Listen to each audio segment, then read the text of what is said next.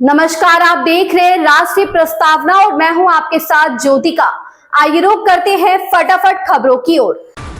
बिहार के मुख्यमंत्री नीतीश कुमार ने महिला सशक्तिकरण के लिए नई पहल की घोषणा की है। कैबिनेट की बैठक में मुख्यमंत्री महिला रोजगार योजना को मंजूरी दी गई है। बिहार के मुख्यमंत्री नीतीश कुमार ने महिलाओं के सशक्तिकरण को लेकर बड़ा ऐलान किया। उन्होंने कहा कि उनकी सरकार ने 2005 में सत्ता संभालने के बाद से ही महिलाओं को आत्मनिर्भर बनाने के लिए कई कदम उठाए हैं और अब इसी दिशा में एक ऐतिहासिक निर्णय लिया गया है। केंद्रीय गृह मंत्री अमित शाह ने कहा कि असम का नेतृत्व ऐसे लोगों के हाथ में नहीं होना चाहिए जो बार बार पाकिस्तान जाते हैं और घुसपैठियों से सहानुभूति रखते हैं। इनका इशारा कांग्रेस नेता गौरव गोगोई की ओर था। केंद्रीय गृह मंत्री अमित शाह ने शुक्रवार को कहा कि असम का नेतृत्व ऐसे लोगों के हाथ में नहीं हो सकता जो बार बार पाकिस्तान जाते हैं। उन्होंने इशारों में असम कांग्रेस अध्यक्ष गौरव गोगोई पर यह टिप्पणी की जिनके पाकिस्तान से कथित संबंधों की बात सामने आई है। राष्ट्रपति ने कहा कि ऑपरेशन सिंदूर के दौरान आतंकवादी शिविरों को पूरी तरह से नष्ट कर दिया गया है और भारत पर हमले के प्रयासों को विफल कर दिया। स्वदेशी आकाश तीर एयर डिफेंस सिस्टम ने अचूक क्षमता का प्रदर्शन किया। राष्ट्रपति द्रौपदी मुर्मू ने कार्यक्रम में अपने संबोधन में कहा कि ऑपरेशन सिंदूर आतंकवाद के खिलाफ मानवता की लड़ाई का एक स्वर्णिम अध्याय है। राष्ट्रपति द्रौपदी मुर्मू ने स्वदेशी आकाश तीर एयर डिफेंस और रिपोर्टिंग प्रणाली के निर्माण में सार्वजनिक क्षेत्र के उपक्रमों के योगदान की तारीफ की। आकाश तीर एयर डिफेंस सिस्टम ने भारत और पाकिस्तान के बीच सैन्य संघर्ष में महत्वपूर्ण भूमिका निभाई थी।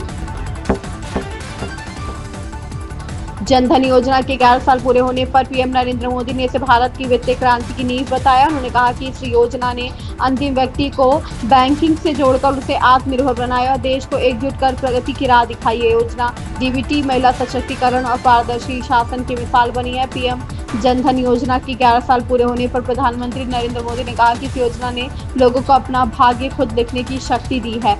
उन्होंने इस बात पर जोर दिया कि जब अंतिम छोर पर खड़ा व्यक्ति वित्तीय रूप से जुड़ जाता है तो पूरा देश एक साथ आगे बढ़ता है। मुख्यमंत्री योगी आदित्यनाथ ने प्रतापगढ़ में कहा कि मेजर ध्यानचंद के नाम पर मेरठ में खेल विश्वविद्यालय का निर्माण कराया गया है जिसका पहला सत्र आज से ही शुरू हो रहा है। इसी तरह प्रत्येक मंडल में स्पोर्ट्स कॉलेज का निर्माण कराया जाएगा। योगी ने पीएम के खिलाफ राहुल की अभद्र टिप्पणी की निंदा करते हुए कहा कि विश्व के सर्वाधिक लोकप्रिय नेता मोदी के बारे में अभद्र टिप्पणी करना सूरज के ऊपर थूकने के जैसा है। मुख्यमंत्री योगी आदित्यनाथ ने कहा कि सपा, कांग्रेस और बसपा के शासनकाल में गुंडागर्दी और माफिया राज चरम पर था। सपा सरकार में हर जनपद में एक माफिया को पाला गया था। दिवाली और छठ पूजा से पहले 21 से 26 सितंबर के बीच गोरखपुर मंडल में 2 स्थानों पर मेगा ब्लॉक लिया जाएगा। इस दौरान बरेली होते हुए गुजरने वाली कई ट्रेनों को निरस्त किया गया है। वहीं कई गाड़ियों का मार्ग बदला गया है। दिवाली और छठ पूजा पर विशेष ट्रेनों का संचालन किया जाएगा। गाड़ियों का संचालन समयबद्ध, सुरक्षित और संरक्षित हो इसके लिए 21 से 26 सितंबर के बीच गोरखपुर मंडल में 2 स्थानों पर मेगा ब्लॉक लिया जाएगा। इस दौरान गोरखपुर जंक्शन डोमिनगढ़ के बीच 4 किलोमीटर की तीसरी लाइन और गोरखपुर नकहा जंगल के बीच 5 किलोमीटर की दूसरी लाइन की कमीशनिंग की जाएगी। खेल दिवस पर सीएम योगी ने हॉकी के जादूगर मेजर ध्यानचंद को याद किया। इस मौके पर सीएम ने राष्ट्रीय पदक विजेताओं को प्रोत्साहन राशि दी। साथ ही 9 सहायक खेल प्रशिक्षकों को नियुक्ति पत्र भी सौंपा। हॉकी स्टिक संभाल शॉट लगाया तो बॉल सीधे गोल पर पहुंची। राजधानी लखनऊ में शुक्रवार को खेल दिवस पर सीएम योगी आदित्यनाथ ने पद्म श्री मोहम्मद शाहिद स्टेडियम में प्रदेश के राष्ट्रीय पदक विजेताओं को प्रोत्साहन राशि देकर सम्मानित किया। उन्होंने 9 सहायक खेल प्रशिक्षकों की नियुक्ति पत्र भी दिए। साथ ही प्रदेश के पूर्व ओलंपियन और अर्जुन पुरस्कार विजेता खिलाड़ियों का सम्मान भी किया गया।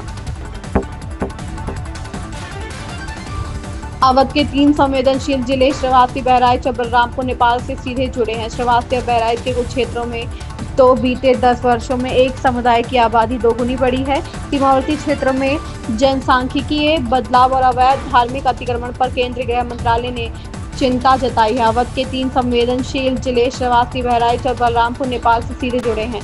श्रावस्ती और बहराइच के कुछ क्षेत्रों में तो बीते 10 वर्षों में एक समुदाय की आबादी दोगुनी बढ़ी है। तमिल अभिनेता विशाल ने शुक्रवार को अपनी सगाई की तस्वीरें सोशल मीडिया पर साझा की। एक्टर ने धनशिका नाम की साउथ एक्ट्रेस से शादी की है। जानिए धनशिका की करियर जर्नी के बारे में।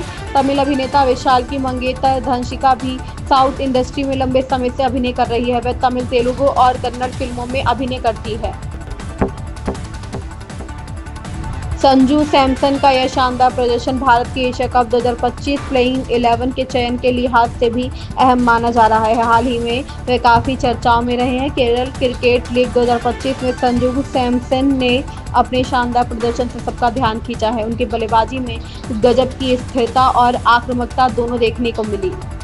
इन खबरों में बस इतना ही। बने रहिए राष्ट्रीय प्रस्तावना के साथ।